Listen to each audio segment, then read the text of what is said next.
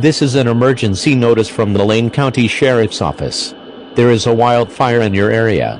The following areas and neighborhoods are being issued a Level 3 Go Now evacuation notice: north side of Mackenzie View Drive from 35011 Mackenzie View east to Hill Road.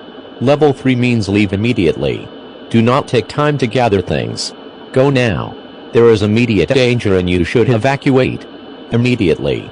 Do not delay leaving your property to gather any belongings or make efforts to protect your home. Leave immediately and as quickly as possible. Drive carefully, turn on your headlights, and follow any directions from public safety personnel.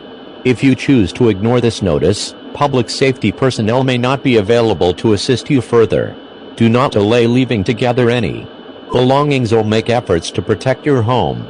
If you will need assistance evacuating people or animals, call 541-682-4150. After you evacuate, continue to monitor local media outlets and your telephone devices to receive further information about evacuation changes, shelter locations and other resources. Entry to evacuated areas will be denied until conditions are safe.